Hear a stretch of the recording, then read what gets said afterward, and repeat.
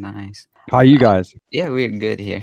All right. I think our audience is eager to hear from you. So let's dive into the all hands session. Sure. Hello, everyone, and welcome to today's session. We are so glad you could join us. Today, we are having the privilege of speaking with Sean Jensen, the founder of Bali Dream Living. We encourage you to stay tuned and join the conversation later by asking your question after the interview. Okay, let's take a look at Sean's inspiring journey. He started as the territory owner and local letting expert at Bricks from 2015 to 2019, then became a property consultant at Agent and Homes from 2019 to 2023. He also worked as a property investment partner at Investorgy and was self-employed at GBPB Properties during the same period. And he's the president director of a leading property sales company in Bali, Bali Dream Living. Sean, please correct me if there's something wrong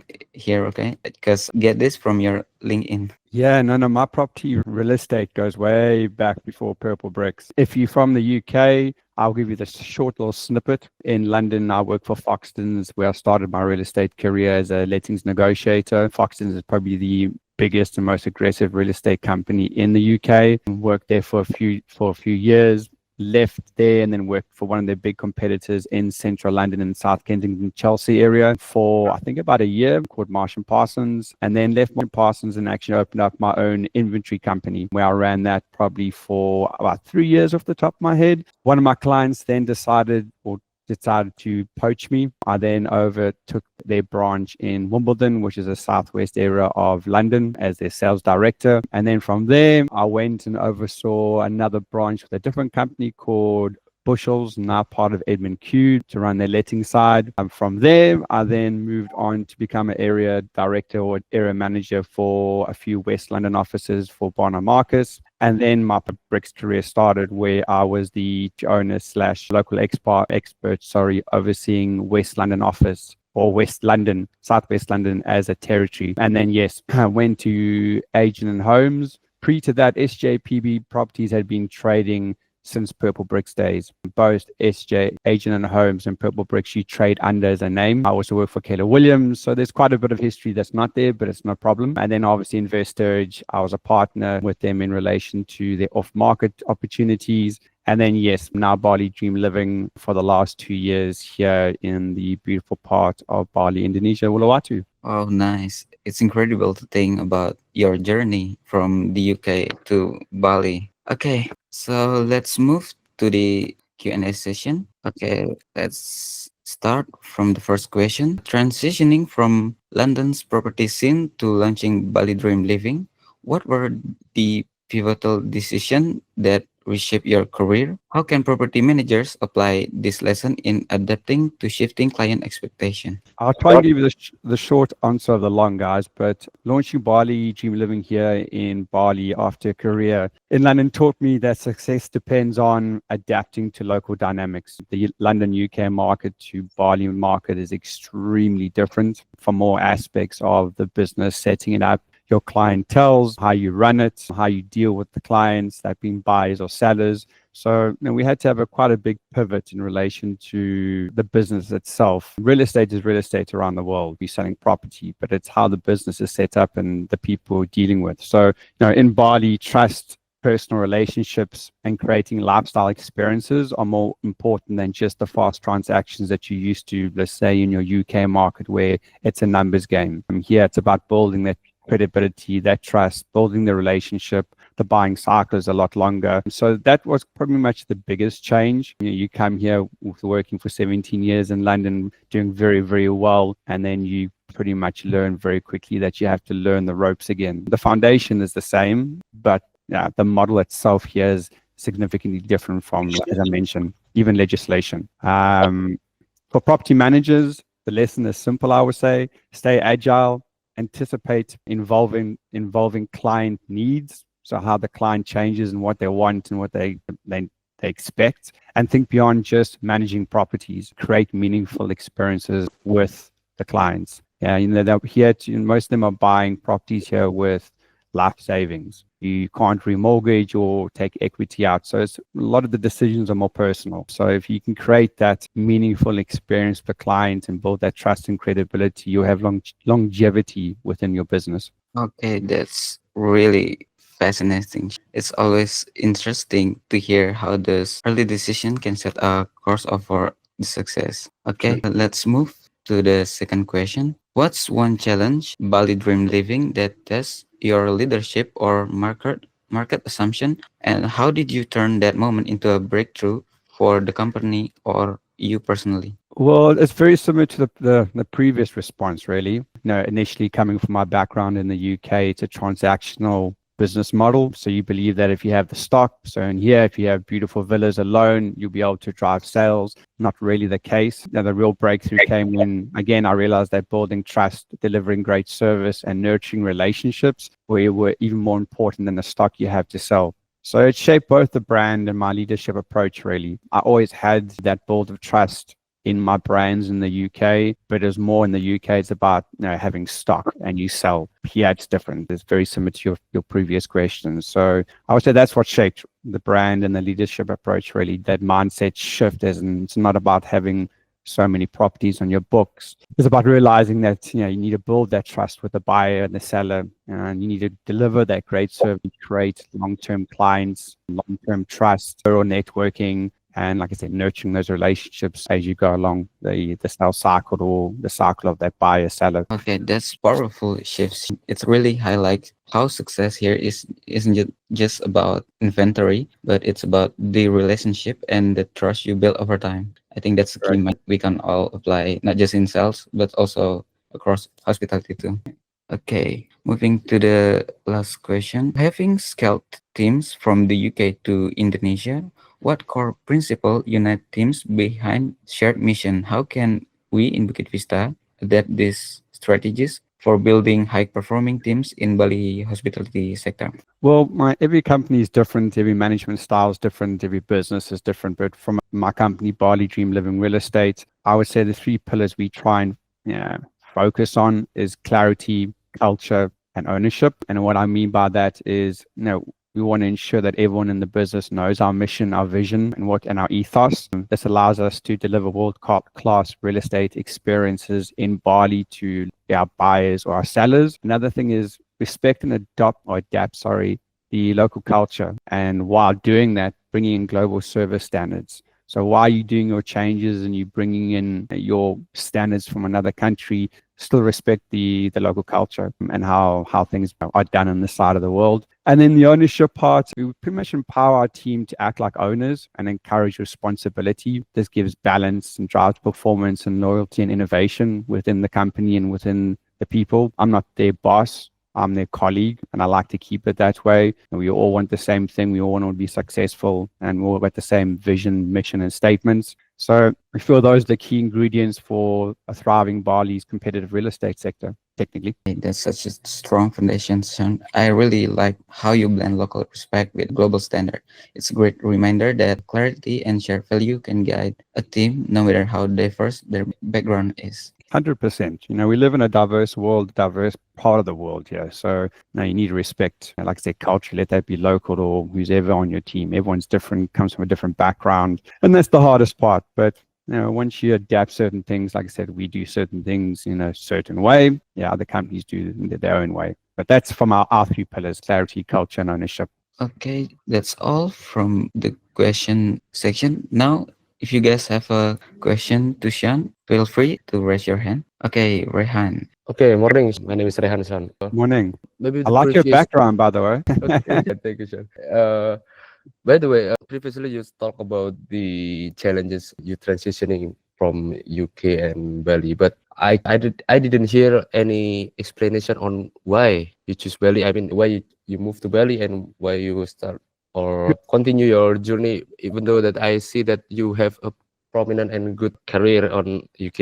You know. Yeah, no, good Yeah. point. Good point. Uh, I'll give you the short version of actually what. Yeah, I got stuck here during COVID. So again, oh, I had a very successful real estate business in the UK, but I was always looking to leave. I got tired of the rat race, being a number, not having a lifestyle, and then long story short, I was trying to get back from South Africa to the UK, and I came via Bali and got stuck here. And a friend of mine asked me to do the numbers on his development on the way to seeing our boat, and I looked at the numbers and I said, "Wow, are these real?" Like the opportunity that if you had to invest here within real estate, are these numbers real? And he's like, yes. Long story short, after the third close, the market boomed. I got a developer here that's a friend of mine. He did very, very well in the first month. So I kind of looked at it and said, wow, this market is about to move. And I've always wanted to live in Bali. I've had some really, really nice experiences here in Indonesia as a whole. Some really changed me for the better in my experiences. So long story short, I looked at the market and going, wow, why not create a real estate market in Bali? I love the culture. I love the people. It's beautiful here. I've always wanted to live here for 20 years. So I actually ran my real estate company in London while opening up my one here. And then funny enough, I sold my real estate company in London on the 18th. I did my launch of my real estate here to the public on the 19th, and I had my 40th on the 20th. It was a very boom, boom, boom, boom, boom. But to answer your question, it was just, I think COVID brought me here and they opened up the opportunity in the door, and I took it. thank you, Sean. Maybe I will pass it into the next person. Maybe Mas Bayu. I also want to ask you. Oh, okay. Thank you.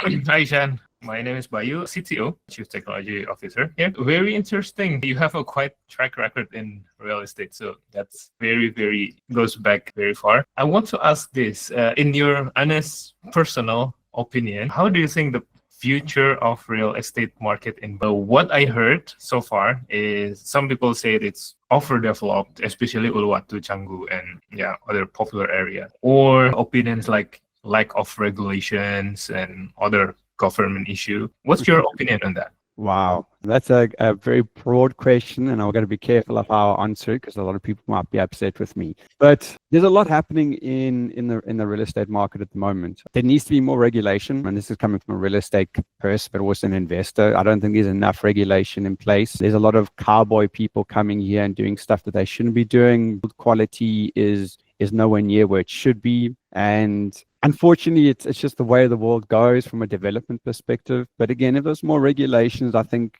there wouldn't be so many problems. But the biggest thing is, we've got water issues that are going to happen if certain things don't happen. We've got obviously waste issues that are happening, but there's only so much the people can do on the ground.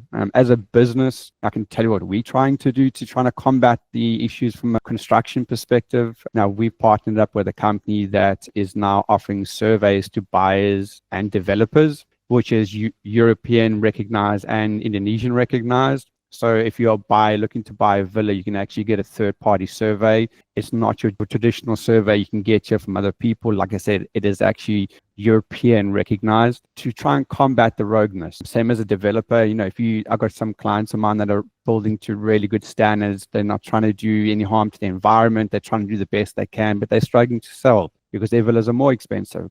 So, if you look at the current market, just from a development perspective, you've got no regulations on the developer side, nor from the government. In theory, there are regulations, but so we're trying to implement something in the middle as a company to regulate that. So, it gives confidence from the buyer's perspective that what they're buying is correct. They're not going to have rising damp. It's not going to fall down in 6 months. And then also from a developer's perspective, what they're bringing to the market is good. So that's how we're trying to combat that part. But yeah, there's a lot happening. There's a lot of development happening, but again, there's a lot of bad development. And that's where it comes back to my point about being transparent and honest and giving your clients the correct information. It's not just a transaction. You want to tell them, hey, this developer's never built before, you're taking a risk. Or if you want to buy in a zone, these are the complications, these are the risks. You shouldn't be doing this. If you do this, it's your responsibility. I don't hear that much in the market at the moment. I just hear other things like, hey, go ahead.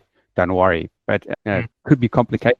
But again, everyone works differently. We're trying to be a bit different. Your traditional real estate company, and I'm not saying they're doing anything wrong. They've got their own way of how they do things and good to them, and it's worked. But again, now we built the business and we're building the business still off the foundation of the potholes, problems within the market. and going, how can we adapt? How can we change? How can we better the property market? How can we offer that confidence back into the market and, and still at the same time respect the culture and the heritage that happens or is in Bali and Indonesia? I hope that answers your question. So I might have deviated. Yeah. It actually also answered my follow-up question, which is related to trust. So you still believe that sharing, there's only so much prevention that you can do for your client, right? But there are some unexpected things that might happen. So you believe that sharing this transparently with your client helped build trust with them, or did you scare away your clients? Do you know?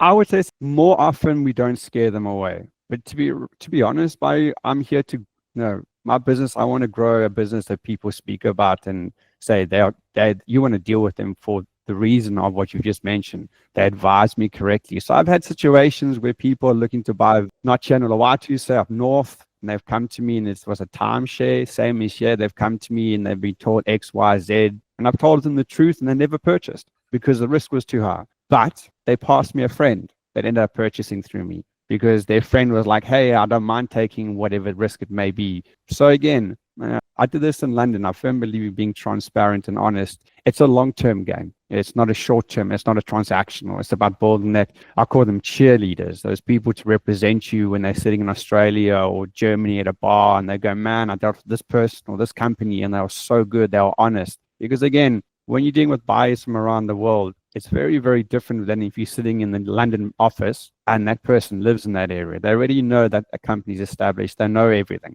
When they're dealing with you in Germany, they don't know who you are. So your journey of trust is a lot longer. And again, unfortunately, in the last 2 years, there's more uncertainty in the market now than there has been since I've started the company. So it'll work. It's working fast. Like I said, might not others. Good to hear because we actually also have the same kind of approach right now, especially in the world of sales and service. Basically, we always want to make our client happy, but sometimes the reality is not, and telling them reality sometimes scares them away. So I guess this will give confidence to our team here from the sales, Erika, and then also Kyla and Bella as well, that what we are doing, being transparent with our client, is a good long-term investment in trust. It's not only the transaction that we closed today, but might be in the future, partner actually have better trust with us. I think that's very helping. Sean, it's good to know that we are in the same understanding, same track, and we believe that this will work long term. Thank you.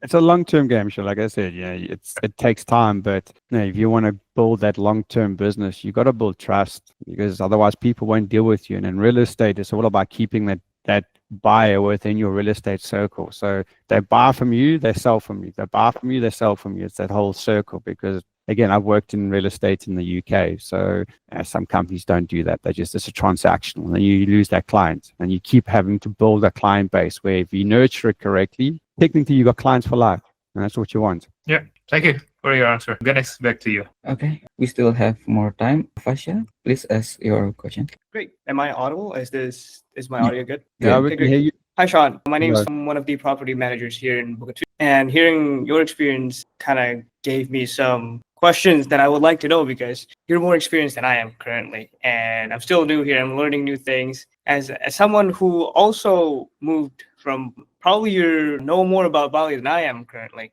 But if you don't mind me asking, can you walk me through how your team stays organized and keep tracks of everything across your properties? Because I'm pretty sure you have a lot of properties under your belt currently. Am I correct? Total portfolio size is 847. Yeah, it's a lot. And how do you keep tracks and like staying organized with all those properties? A very good CRM system that we've built personally. So now I know you guys use Zoho, so do we. So I literally took the system, sat down and built it how I need it. So everything is categorized, drives are attached. It's very simple. If I click onto you, everything is there, all the notes are there, all the messages are there, there's tasks allocated. So it's about leveraging a system that allows you to do multiple things. As a human, you can only do so much. So having a really good CRM in place that can automate as much of the grunt work, excuse my French, as possible. So you focusing more on more important things. So, you're not sending emails, you're not responding in messages. You've got the system doing that, and it's basically nurturing that in the background. But, like I'm lucky. When you'll laugh at what I'm about to tell you, when I was in the UK, I managed 34 properties from my WhatsApp mobile phone with no system. So as a property manager, you'll know that's not the easiest thing, but I had a system in place where everything was done just on my WhatsApp. And I was in South Africa on a 9-hour time zone for 5 months. I was here in Bali on an 11-hour time difference, and I ran them all. I also did probably 7 sales in those 5 months, and I probably did, I think, 13 lets, and I ran it all off my phone. So again, how I've done it is also COVID. When COVID hit UK, I restructured my business. And on the basis that we never opened doors and we didn't have a branch anymore. So I wouldn't say I'm ahead of the game, but I learned how to do things that I wasn't seeing in a branch. How can I manage multiple buyers, multiple sellers, rental departments, management, accounts, everything. So again, a CRM is super important. If you can build it to your brand and your company, it allows a lot more freedom and flexibility. And like I said, you can manage or oversee many, many, many, many things. I see. And just a follow-up question. How do you manage miscommunication between you and your client? Well, what do you mean by miscommunication? Give me an example. Say that you handle multiple clients, like you said, you handle things in bulk, right? And all your clients have different needs and wants, right? And in some cases, human error occurs. How do you Right. immediately mitigate those issues? Do you immediately go to them and try to fix them, or are you trying to find some way you can parlay with them?